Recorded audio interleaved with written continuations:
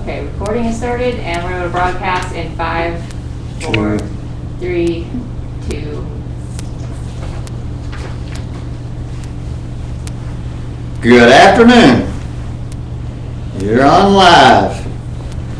Michael Turley and my assistant, Melissa Letourneau. Give me another name I can't pronounce. What these lectures are all about is an honest beginning of U.S. history is during the settlement of this continent with those who sponsored, and in many cases were the leaders of those settlers and settlements.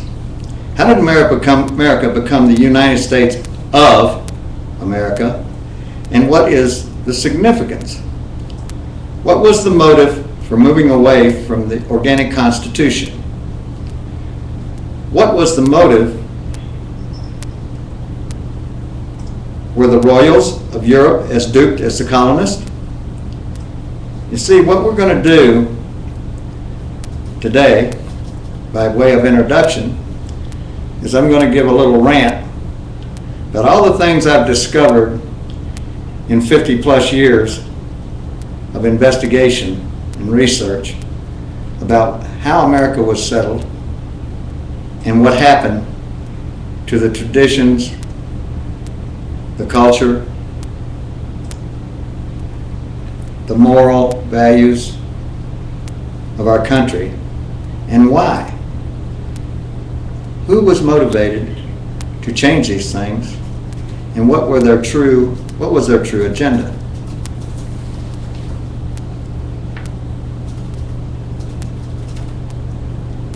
The East and West India Companies and their significance to the movement of the colonies as corporate states, the Federalists and the Whigs. The original 13th Amendment, with the last state's ratification in 1838, making it a law, was lost in the ongoing states' rights battles. The consolidation of the sovereign states into the centralist, statist, omnipotent state. Who was Abraham Lincoln? By testimony of his contemporaries, not by the Lincoln cultists. And testimony of those closest to him, the truth, not the myth.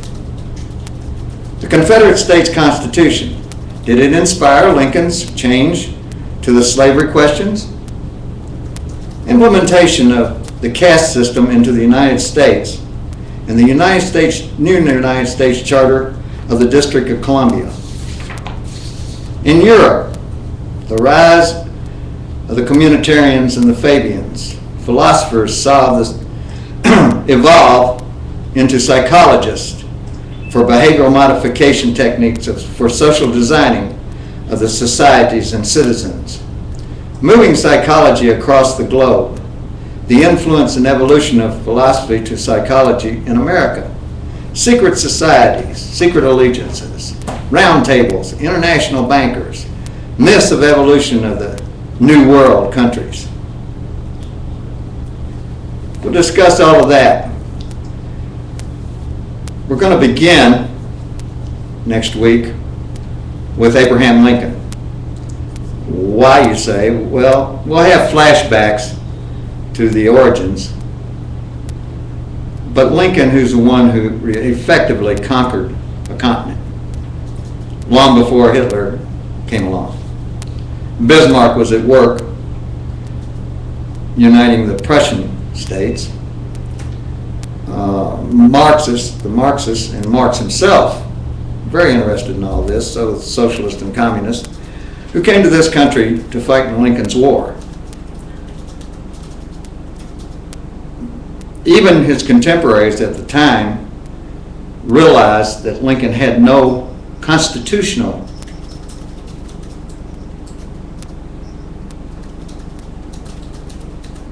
way to do what he did. Many of them, even the abolitionists, said that there was no way that you could coerce the southern states back into the Union. They didn't want a war. We'll show how Lincoln sent troops not only into the southern states, but every state in the Union, or what then composed the Union. Of course, this was before Nevada, West Virginia. We'll discuss his 1864 election. You see before me on my table here, I think you can see them, a group of books. In those books is a little book, one of the most important, the Leipzig Connection. Leipzig, Germany. Wilhelm Wundt, a philosopher, had a PhD in philosophy. He created a PhD in psychology. His first PhD in psychology was given to a guy by the name of G. Stanley Hall. G. Stanley Hall had gone to Leipzig and volunteered, or basically told Wundt that he was going to be his assistant. Wundt issued the first degree in psychology, and it was brought back to this country by G. Stanley Hall, who became a mentor of John during the Wilson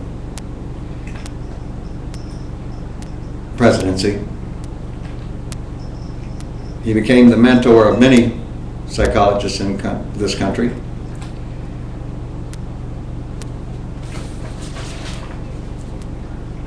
And here I am stuttering around trying to remember names. But the Dewey, John Dewey, was one of his mentors, or was one of his students. You might want to look up, where we'll go through eventually, Dwight, Gillum, and White, all out of Yale, and all at different times tapped by the Skull and Bones. We'll discuss the Skull and Bones Society and how about 25 to 30% of the members became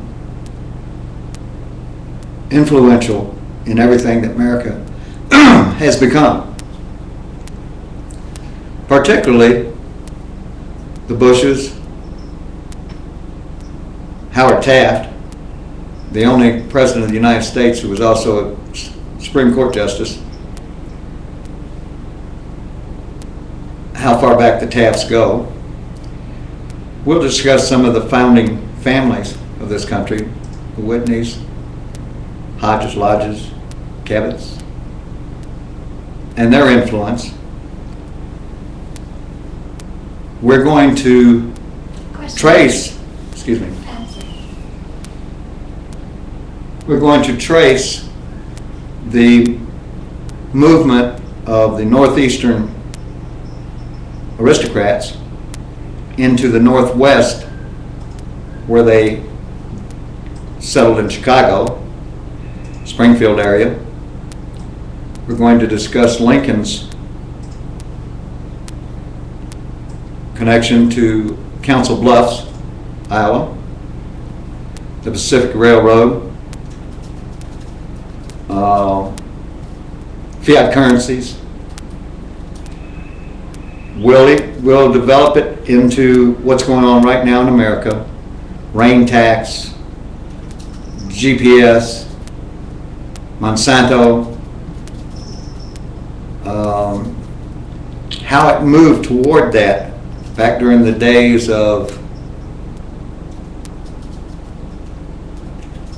the FDA and federales oppression of freedoms in this country to support the prepackaged marketing corporations. We'll also discuss the connection of fascism as or the definition of fascism, which is the merger of corporatism and state, which we've seen in this country. You'll have specific issues that you want to discuss. You'll have questions, I'm sure, and we'll try to answer as many as possible. But our main goal will be to inspire intellectual curiosity, unfettered from what we've been taught, because much of what we've been taught, much of what you'll hear here will offend your sensibilities, because the common knowledge has been manufactured. Our status quo has been manufactured. Our acceptable, look at the gender confusion that they're pushing on our schools.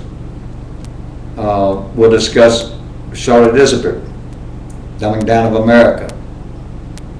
Her son, Sam, who has American Deception, a collection of 448 documents and books that prove the conspiracy. We'll discuss Gary Allen's book, None Dare Call It a Conspiracy. Some of you who haven't had the opportunity to be disillusioned slowly over a period of your lifetime will find much of this information offensive. We're going to break down racial issues. We're going to go into the common denominators for many of these people who are at the top of this. That will offend many. But they have to remember that they're not part of that upper echelon. Not even our politicians are part of that upper echelon. They perceive themselves as part of that upper echelon, but they are merely self-serving dupes who, in the final analysis, once it becomes reality, will be dumped out of the wayside just like the rest of us. We'll bring up some of the genocides going on around the world right now. Every continent in the world is, to one degree or another, has genocides active at this moment. And I know you say, well, not in the United States, not in America. Well, check out Alaska, where they won't drill, and that particular Indian Eskimo group is dying off because they can't feed themselves, because there's no work. And then we'll discuss how many actual acres the drilling would involve, and how the greenies play into the communist agenda. Hug a tree but kill millions of people. Animal rights, but no people rights. Any privilege granted by government is a freedom denied. I'll prove it. Our laws, our statute laws, our corporate laws, our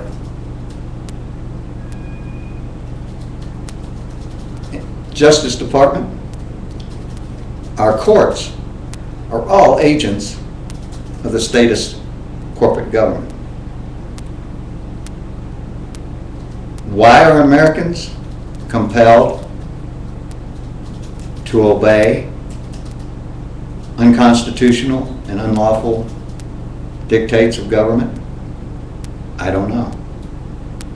I don't know why emotionally people feel compelled to follow criminal laws. Makes no sense to me. but we'll investigate it, and then you can be your own judge. One of the problems with freedom is having the courage to allow others to be free.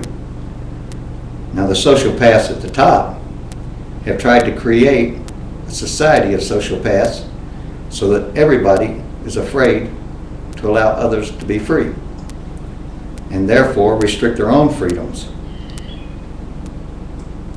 What costs security?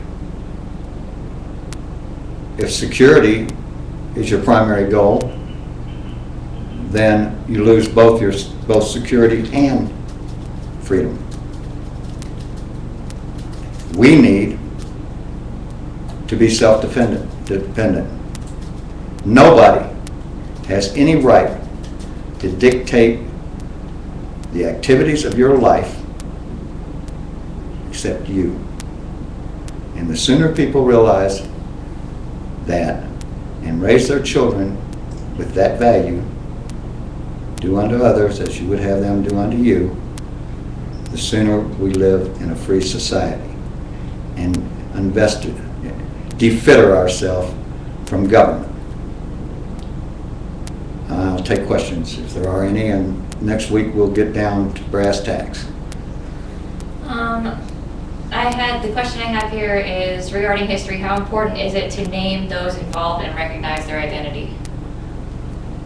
It's very important, because if you don't know the enemy, you misdirect or are misdirected by emotional impulses that are artificially created by government and by those who would be your rulers. They use their puppets. You know, it's like never, what was it, Melissa? You love it. What? Never let a good crisis go to never waste. Let a crisis go. Yeah, exactly. Never let a good crisis go to waste. And they are great at inventing crises. Black flag operations are rampant. They go from great magnitude, like wars, causing wars, to localized things like Sandy Hook, Colorado, Columbine. All they need is an emotionally inflamed individual. Give them the resources to act out, and they've created a crisis. Or they can manufacture the enemy, as they did with Al Qaeda. I mean, there's just so many ways. And people say, well, mind controls, that's a farce. Let me tell you something. In my personal experience, all this began with me through personal experience.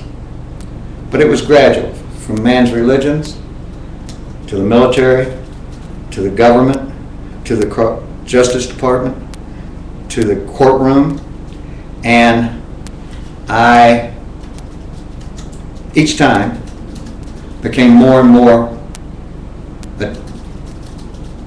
inquisitive and sought the truth. At one time, I had a library the size of most small city libraries. We won't go into how I lost that, but I did.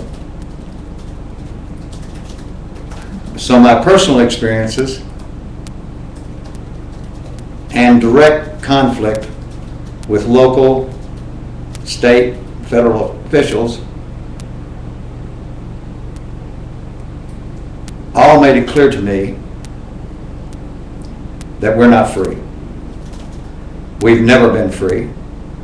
This country has never been free. What was the great experiment at the beginning was ended before it was ever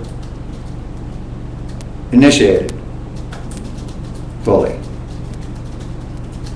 We've always had loyalists We have loyalists today. You back a conservative, I'm going to give you a good example, Tea Party, conservative, and all that. You back them into a corner and start talking about issues that the government has no business being involved in, personal issues, family issues, local issues. And you will hear, oh, we can go away with that, but no, we need to keep that one, or it should be, we ought to rewrite it this way, or no, you can't get anywhere that way. Number one, you don't compromise. You can't compromise. Once you compromise, you've lost. You've become a party to the system. For those of you who still believe that centralist government can work, let me tell you, it won't. All governments become oppressive. It's an evolutionary process. It goes, you delegate a little authority and all of a sudden it evolves into a dictatorship. Regardless whether it's a plutocracy, a group, or some parliamentary progression like Soviet, you might want to know, you might want to read this book.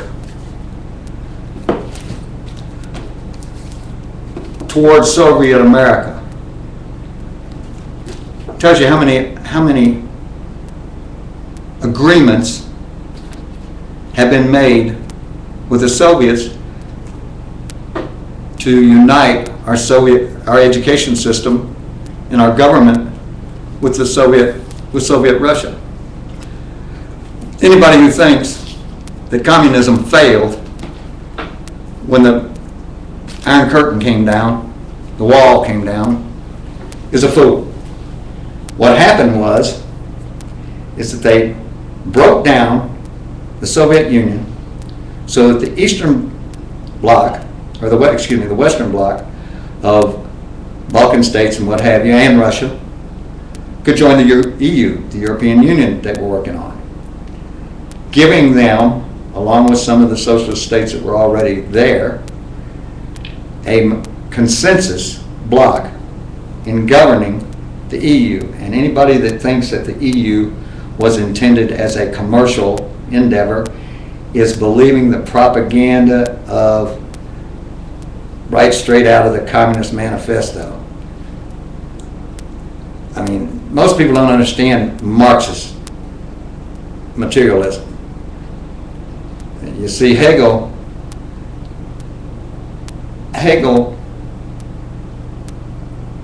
lent much to the Marxist view, but he was not a materialist. But his philosophy was so solid, and his Hegelian dialectic, which is bogus, it only works if the antithesis thesis equals synthesis only works if there's an artificially created crisis. And you use it in sales. I mean, you create an immediate need in sales. Well, the artificial created crisis to cause an emotional impulse or an emotionally reaction impulse is the same thing. World War I, it was the Lusitania. World War II, it was Pearl Harbor. World War III, it was the towers, or terrorism, if you prefer. You can go back through history, and every one of the modern wars and conflicts has been artificially created by some false flag or some incident created by those in power, not necessarily your government. Your government's just a co-conspirator. People that are really doing this, it's like Wall Street Journal, right on the front page. Myra Rothschild's widow states, if my sons did not want war, there would be no wars. Front page of the paper, Wall Street Journal, an interview with David Rockefeller while Nelson Rockefeller was campaigning for the candidacy for the Republican Party for president. Against who? Richard Nixon. Who was Richard Nixon? Well, Richard Nixon was the lawyer for the Rockefeller Foundation, so the boss and his subordinate are running for candidacy for the Republican Party. Isn't that fine? We went either way. But David Rockefeller says, and they quoted him and they put it in big letters right on the Wall Street Journal, "I don't know why Nelson wants to be involved in politics. We run it anyway." Clueless? Wake up. That's a big clue. If we don't listen to these people who have made such statements,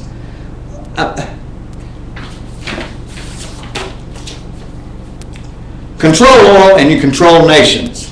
Control food and you control the people. Henry Kissinger. Richard Hess of the Club of Rome said, "The common enemy of humanity is man. In searching for a new enemy to unite us, we came up with the idea of pollution, the threat of global warming, water shortages, famine, and the like would fit the bill. All of these dangers, caused by human intervention, mostly by them, government, and it is only through change of attitudes and behavior that they can be overcome. The real enemy, then, is humanity itself." Well, folks, we hear all about the pollution right here in the valley. What was it, May 7th? That the Review had a thing about, we got an F in pollution. But if you ever look up the chemtrails, the aerosol spraying, which has been admitted by the government, which the DOD declassified documents in 1995, and others, many others, and the CDC saying that the toxic levels in the spraying is way above acceptable norms. When we say way above, so we're talking about 3 to 5 times as much. In 2010, they discussed switching from sulfur to aluminum oxide. The aluminum toxin in our air now is something like 5 times the acceptable limit. Why? Not by any of our businesses or our manufacturers, industry, not from that, from them spraying it. And it's not just that, barium, all of these things. Dr. Ilya, Sandra, I can't remember, what's her last name, anyway, she broke it down in the Arizona area. And all of these things, it causes Alzheimer's, it causes all kinds of lymph problems. I mean, you name it, liver, all of these things.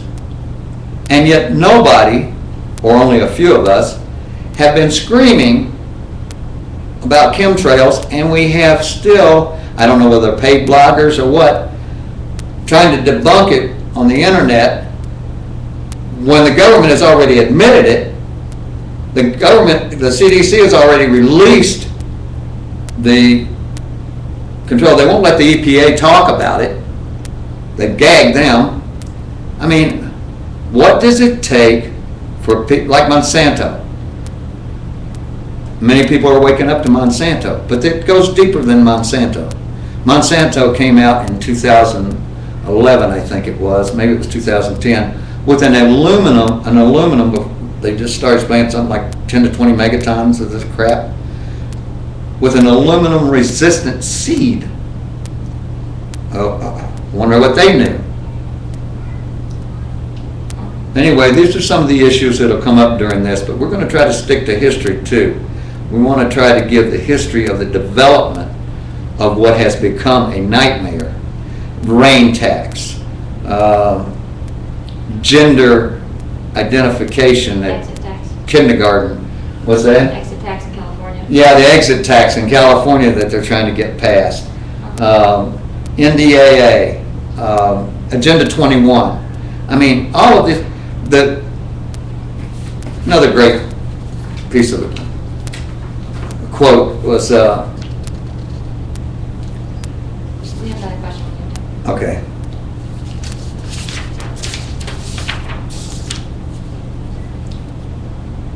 Perlingerle is the doctor that I was talking about. That was from 2011.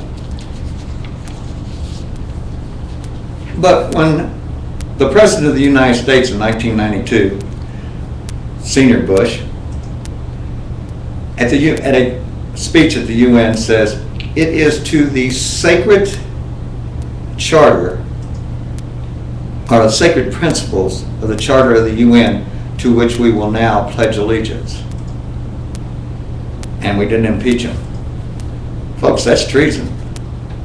What he said there is treason. It's not the first time presidents have done things. I mean, Lincoln was a traitor. Did away with habeas corpus, put the justices under house arrest. I mean, and Obama's promised, threatening to do the same thing. We had 14 governors who were threatened with sedation and treason trials for wanting to establish state militias. And trust me, the National Guard. National Guard, what don't people understand about national?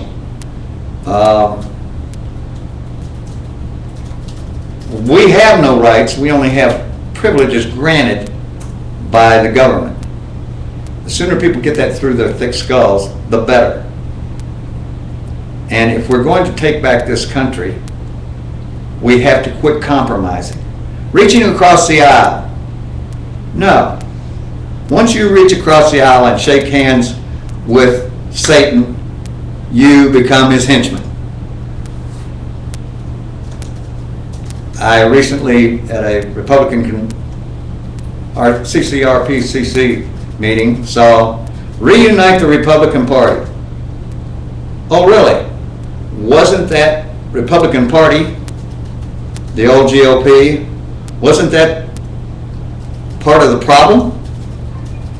And what did some of our elected members, board members, electoral, our state chair, what did they do? They went in the dark and made a deal with the devil.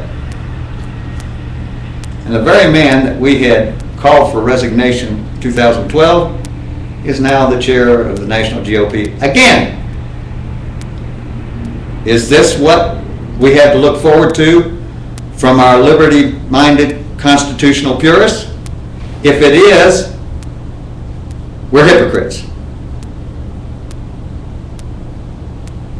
Question? Okay. This is about current events, if that's okay. Mm-hmm. It's regarding it says, basically there's a lot of controversy between this march on DC. They wanted to know if you wanted to comment on it, or if you had any thoughts on whether or not, what the deal was with that. Why the Liberty Movement was so torn about it. Well, you can repeat pretty much what I said on the, what we said on Bankster Fables. Why Stuart Rhodes wanted to condemn Adam Kokesh, I do not know. And it's just so you know, it's not just him. There's been lots of people that have been out against it. It's just weird. What he villainizes Kokesh, yet he preaches the same anti-government message. What it seems to me is that Kokesh has a courage of conviction that goes beyond what Rhodes deems proper. And I know many of the Oath Keepers, and many of them are still oriented toward centralist statist government. They want to save the government. Well, I'm not sure that that's the real goal. Governments should be more localized so that so that the public is involved directly in their own government. Although I have reservations, I think Alex Jones did a great job of saying his concerns about Kokesh's march,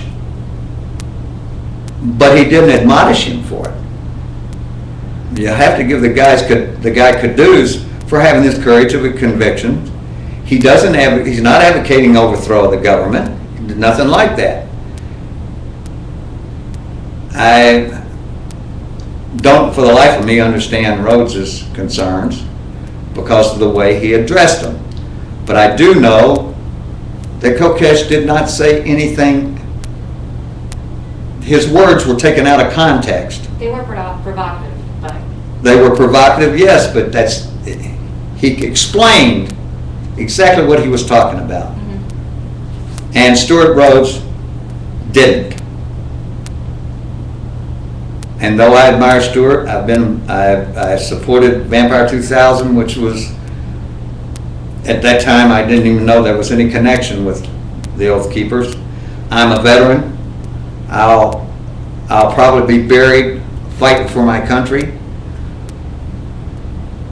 trying to protect it from the real enemies, which are in Washington, D.C. and throughout our government.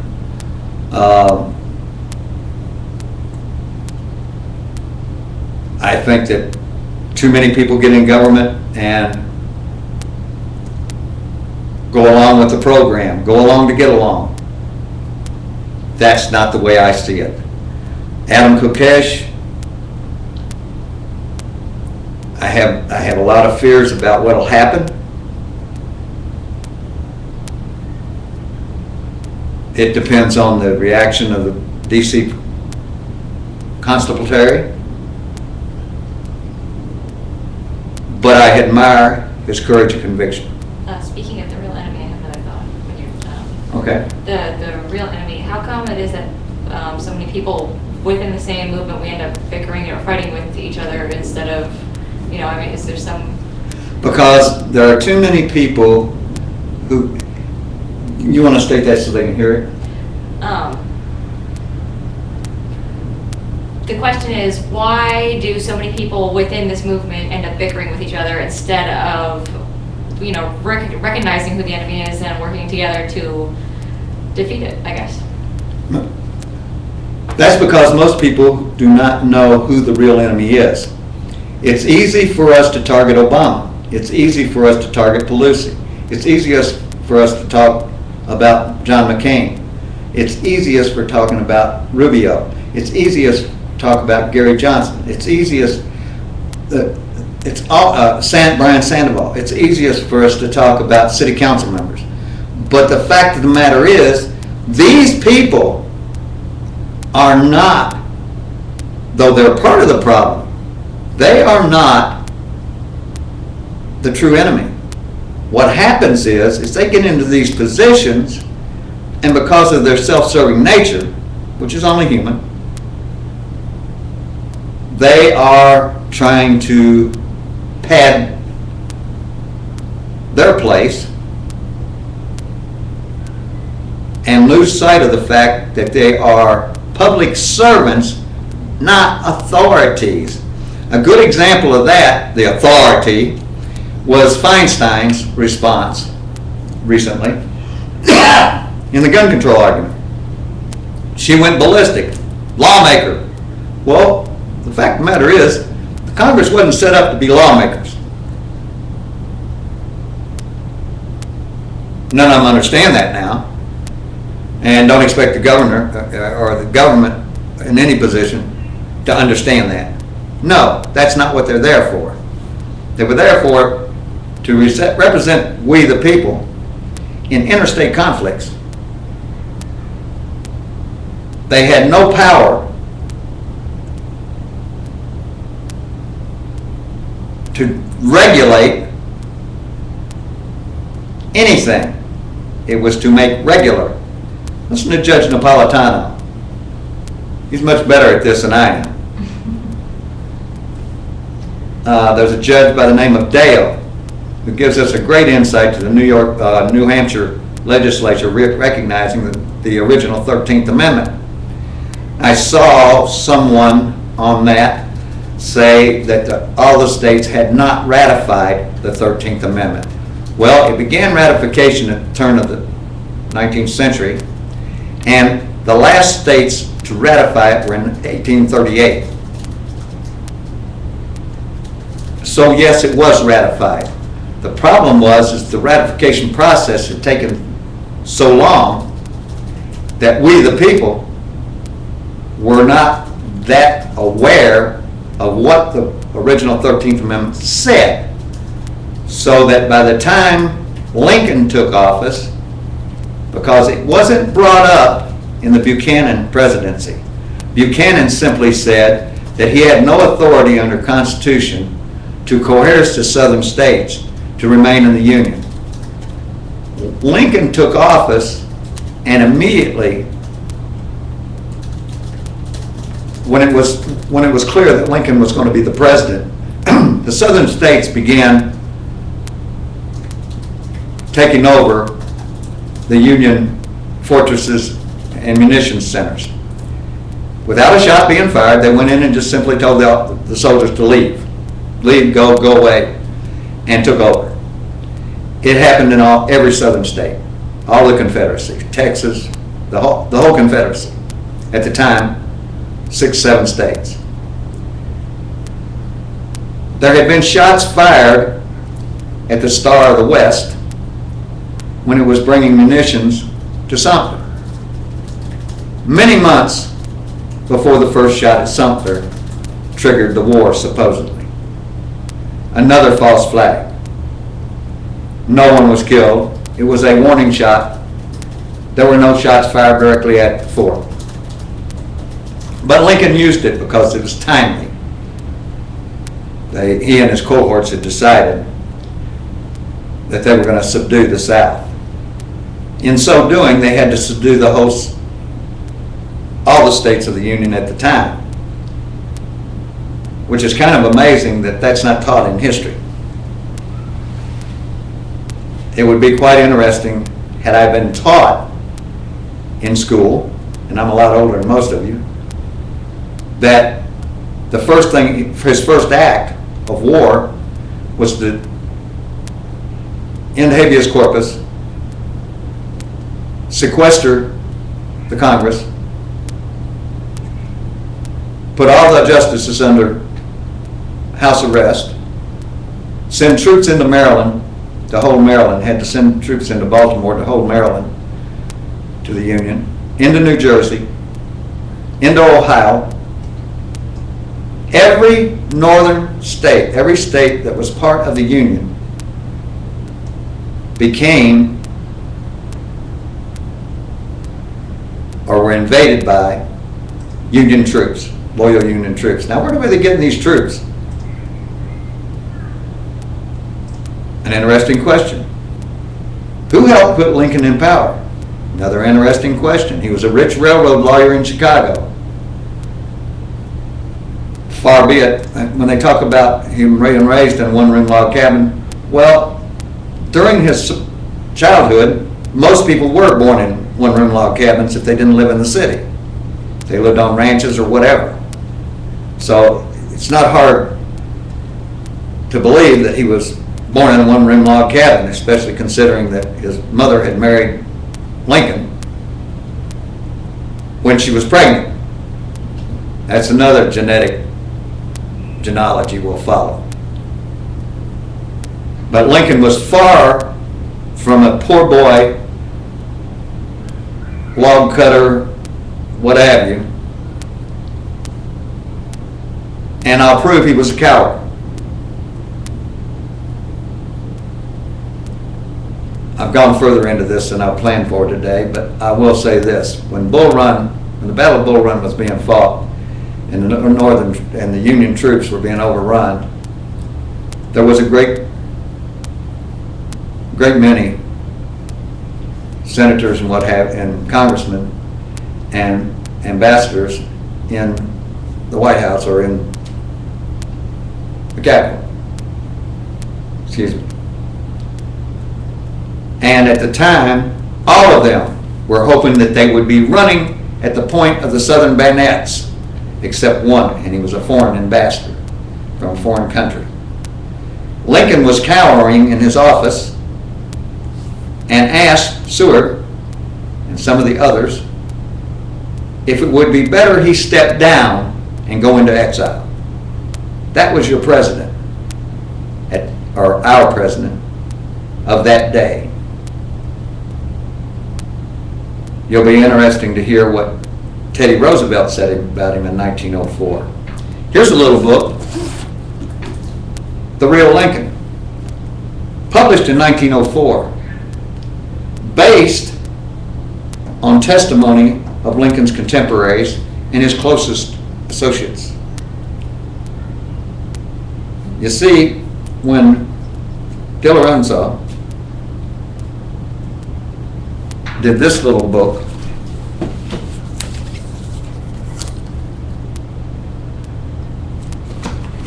Lincoln Unmasked, after his initial book, The Real Lincoln.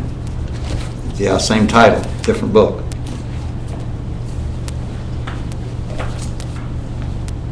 That was written in this century. This book, however, comes from Lincoln's time and is based on testimony of his contemporaries, people who were around him at the time. Now, they did a movie, since this one was becoming so popular, and all of a sudden the Lincoln cultists couldn't harness it in, so they did a movie. Isn't it funny how Hollywood always comes up with a movie? These grandiose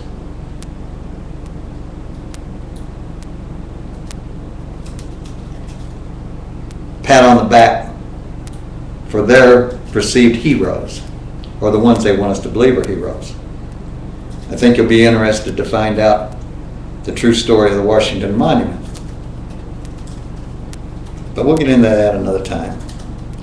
I think for today, if we don't have any other questions. We do have another question. Yep.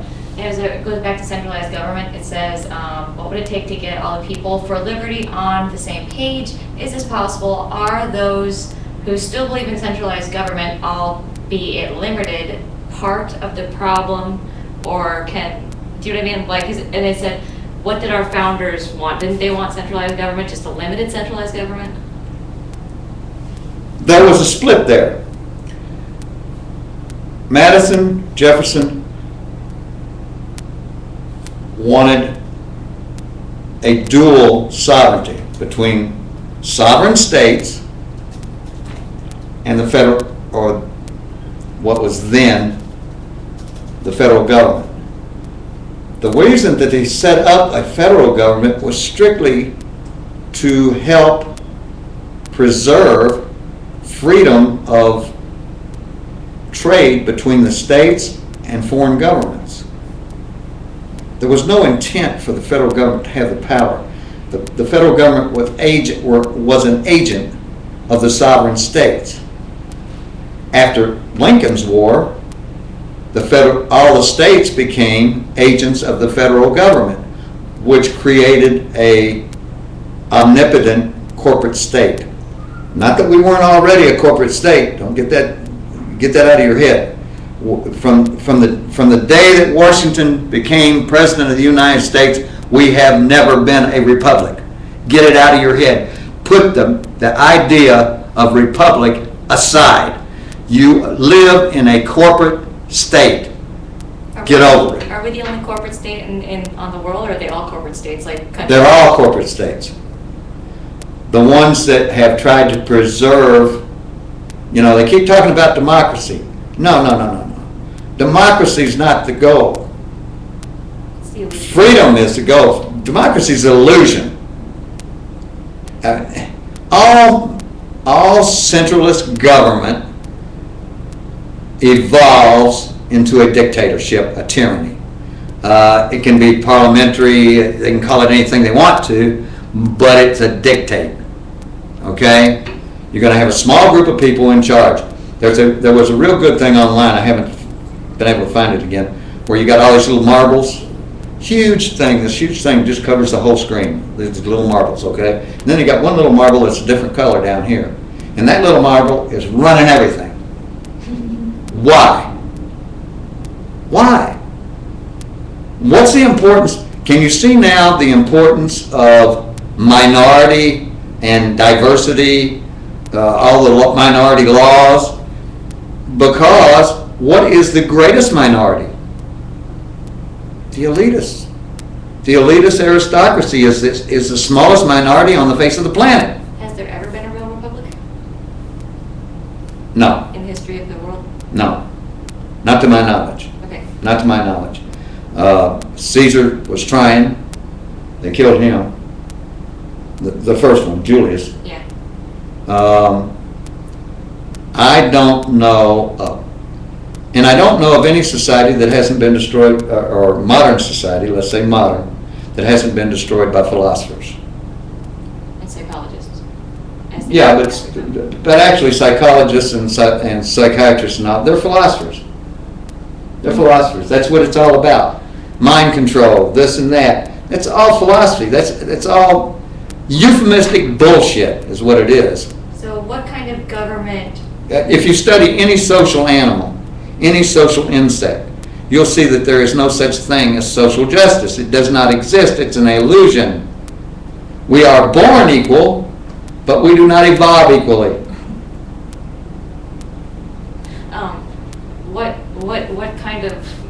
What form of government would you call supporting liberty, if not a republic? Or is a republic the word, but we just never had one? Republic's a word, we just never had one. A republic would consist of an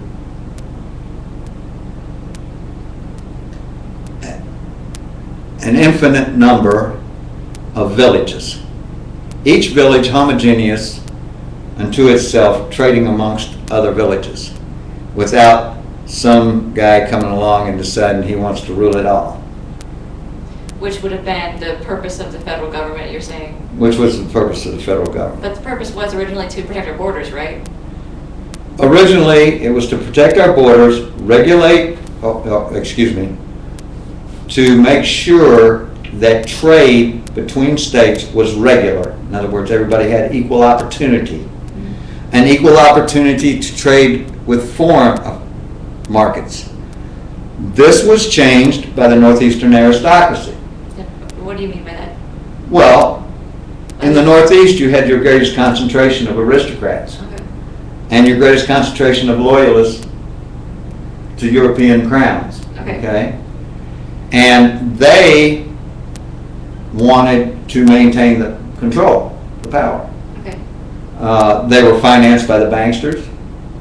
The East and West India Company were greatly involved, because what most people don't know is that before or during the discovery of this country, or in the British Empire controlled the seas. 98% of this ocean, transversed ocean, was controlled by the British Empire, and they required tribute for anyone else to traverse on the oceans, which was the cause of great wars between Spain, France, to name a couple. 5-minute warning. Most people don't know that. So who had privilege? The India Company, East and West India Company. You have the Dutch manifestation and the British manifestation. They say that it decomposed after the collapse of the British control, but it didn't. It just evolved, because by then the banksters had taken control of the company. You have the dynamics of the international financiers, international bankers, who have contrived to take control of the majority of the gold on the face of the planet, majority of the silver on the face of the planet, and issue currencies. Maybe not directly, but they control the currency. As Myra Rothschild said, give me control of a nation's currency and I care not who rules. Well, that was partially true. except that he and his Bankster friends wanted to control who rules too. That's the reason your royal families no longer have any, they're impotent now.